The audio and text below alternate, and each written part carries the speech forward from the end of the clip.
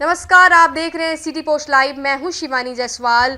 बड़ी खबर आ रही है खगड़िया से, जहां विकासशील पार्टी यानी वीआईपी के संरक्षक मुकेश सहनी ने प्रेस कॉन्फ्रेंस कर कई बड़े राजनीतिक और प्रशासनिक मुद्दों पर अपना पक्ष रखा है। आपको बता देते कि खगड़िया में वीआईपी को एक और मजबूती मिली है। मुखिया संघ के अध्यक्ष अनिल सिंह आज वीआईपी में शामिल हो गए हैं। खुद मुकेश सहनी ने उन्हें पार्टी की सदस्यता दिलाई है। सीट शेयरिंग को लेकर मुकेश सहनी ने बड़ा बयान दिया है। उन्होंने कहा है कि महागठबंधन की सभी 243 सीटों पे रणनीति बनाई जा रही है। गठबंधन के सभी दलों के बीच इंटरनल बैठक चल रही है। आपको बता देते कि कोऑर्डिनेशन कमेटी की कमान खुद तेजस्वी यादव संभाल रहे हैं। मुकेश सहनी ने भरोसा दिलाया है कि जल्द ही यह साफ हो जाएगा कि कौन सी सीट पर कौन सी पार्टी लड़ेगी। उन्होंने कहा है कि जो भी सीट हमें मिलेगी हम पूरी ताकत से लड़ेंगे। बिहार में महागठबंधन की सरकार बनने जा रही है। मुख्यमंत्री नीतीश कुमार को सेहत को लेकर भी मुकेश सहनी ने सवाल उठाए हैं। उन्होंने कहा है कि बिहार की सरकार आईसीयू में चली गई है। नीतीश कुमार अस्वस्थ हैं और उन्हें दिखाना चाहिए कि वो अब पद पर क्यों बने हुए हैं। आपको बता देते कि सहनी ने प्रदेश में अपराध और भ्रष्टाचार को लेकर भी सरकार को घेरा है।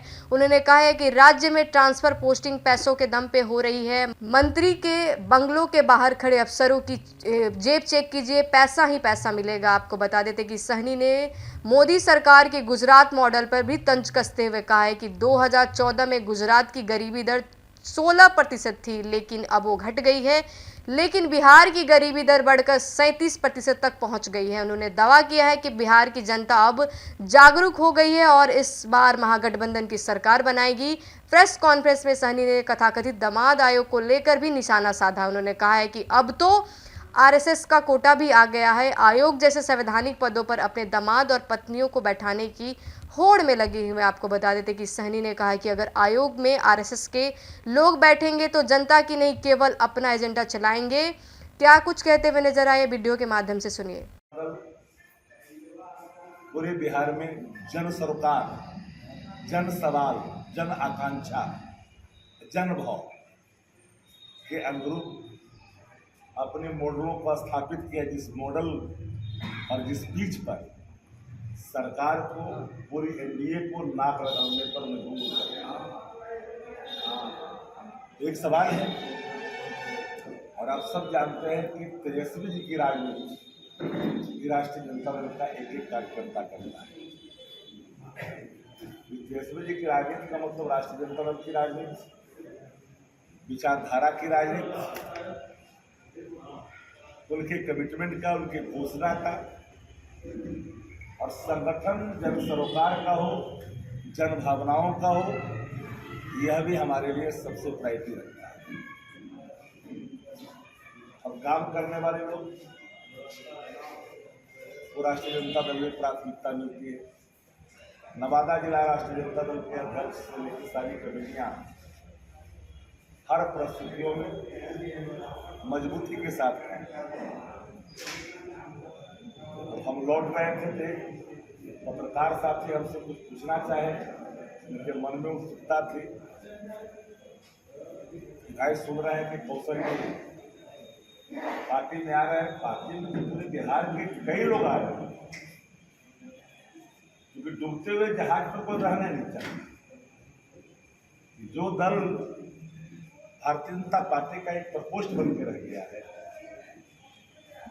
नीतीश कुमार की अचेतता के कारण उनके इर्द गिर्द दो चार जो पात्र हैं, जिनको ईश्वरीय वरदान मिला हुआ है कुछ भी निर्णय कराने का, तो वह दल अब वो दल नहीं रहती। जदयू के अंदर काफी बेचैनी है। हमने कल भी देखा कि आयोग का गठन हुआ है, कई लोगों को नामित किया गया है। मग्गा में वो कहावत है, आप लोग भी जानते हैं, क्या बरसा जब कृषि सुखाने। चलत दरिया में 2 महीने के लिए आपने जो बनाया है जिन लोगों को, उसका क्या मतलब है? इतना दिन तक सरकार कर क्या रही? जब जब भी विपक्षी सवाल जनहित में उठाता है, सत्ता प्रतिष्ठान अपने कुलकर्णी निद्रा को उठती है। कौशल यादव जी नवादा की राजनीति में कोई पर्चे के मुहताज तो नहीं है। वो राष्ट्रीय जनता दल का अध्यक्ष भी रह चुके हैं। नवादा जिला के, और पुरातन नाता भी है राजनीति से। उनके पिताजी और माताजी को भी सौभाग्य है लंबे समय तक विधायक रहने का।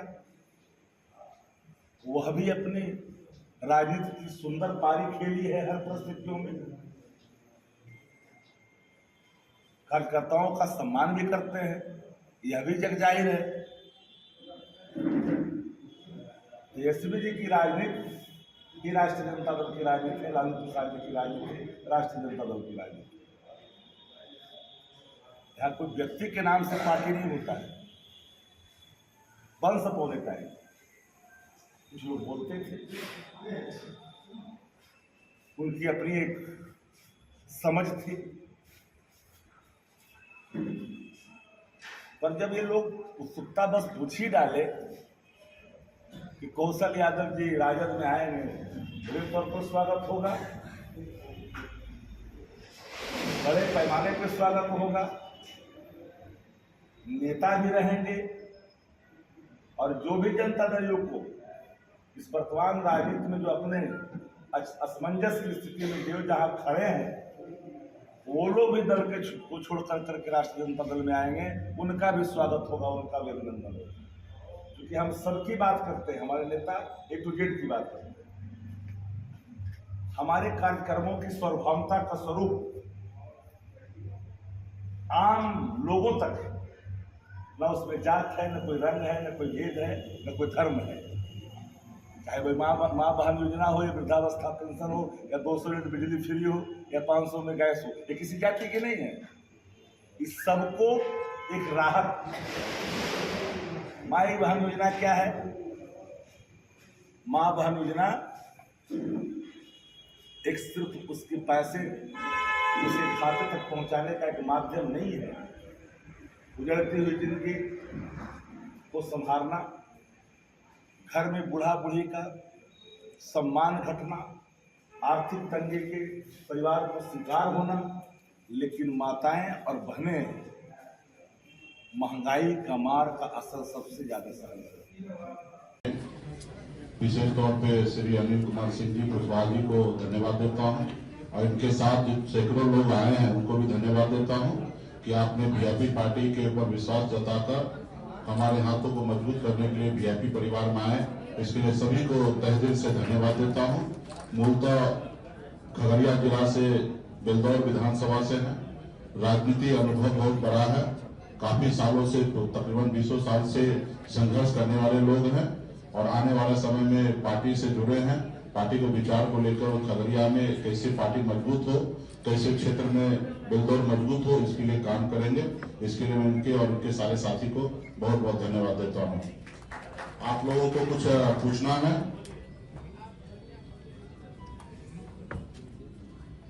कुछ है?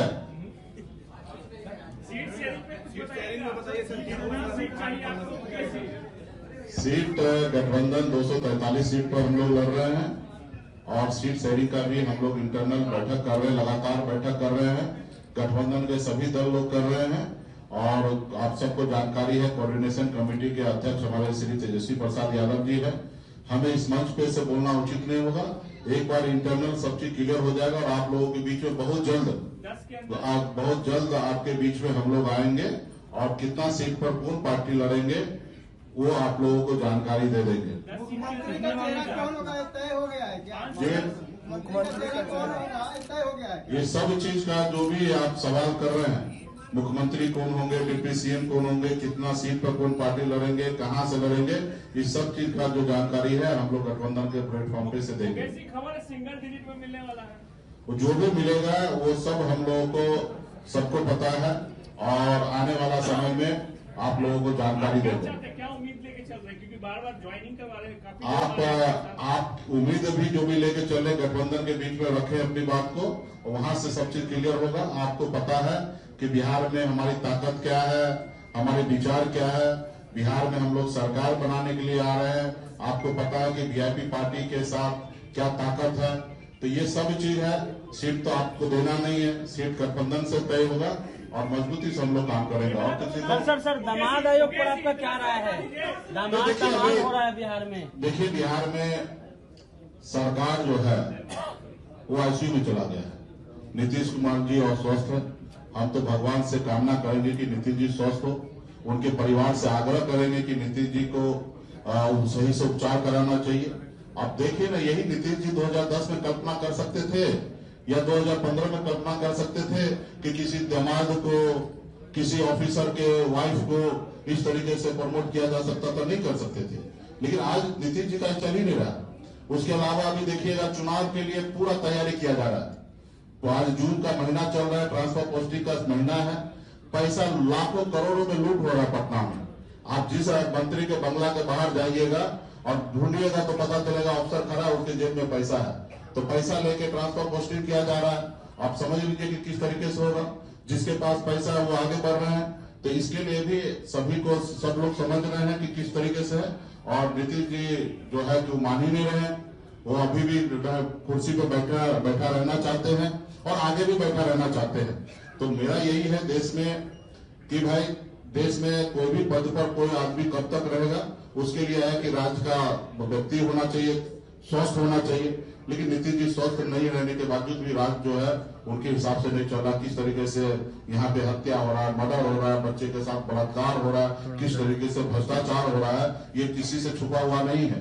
किस तरीके से सरकार का पैसा कोई पार्टी अपने प्रचार करने के लिए, अपने वाहवाही करने के लिए 1-2 रुपया नहीं, सैकड़ों करोड़ रुपया खर्च किया जा रहा है। इससे पहले भी यूपीए के सरकार के समय में आप देखते होंगे कि इस तरीके का घोषणा जो होता था वो दिल्ली से, वहां से बटन दबा के कर दिया जाता था। लेकिन आज क्या किया जा रहा है?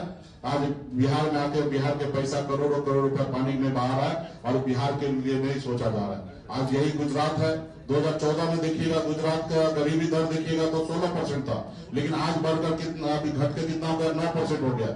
लेकिन यही बिहार में जो 2014 में 33% था, वो बढ़ के अभी 37% गरीबी दर हो गया। और ये मेरा आंकड़ा नहीं, ये भारत सरकार का आंकड़ा है। और ये खाली झूठ बोलने के लिए बिहार में आते हैं, भ्रम फैलाने के लिए आते हैं कि डबल इंजन की सरकार है। अगर डबल इंजन की सरकार होता तो आप बताइए, 2014 में जो हमारे बिहार का गरीबी था, उससे ऊपर हम कैसे चले गए? और वही गुजरात 2014 में जितने गरीबी रेखा में जो थे 16%, उससे घट के 9% पे कैसे आ गए? तो ये सवाल आने वाला समय में मोदी जी को देना चाहिए बिहार में आने के बाद। और बिहार के लोग अभी जागरूक हो चुके हैं और बिहार में इस बार परिवर्तन होगा और बिहार में महागठबंधन का सरकार बनना है। आरएसएस कोटा पे क्या कहना है सर? तो ये थे वीआईपी प्रमुख मुकेश सहनी के तीखे तेवर। उन्होंने एक बार फिर बिहार सियासत में हलचल मचा दी है। क्या बिहार में महागठबंधन की लहर बनेगी सरकार, या नीतीश कुमार फिर दिखाएंगे दम? बने रहिए हमारे साथ, खबरों का सिलसिला लगातार जारी रहेगा। फिलहाल इस खबर में इतना ही। आगे देखते रहिए सिटी पोस्ट लाइव। धन्यवाद।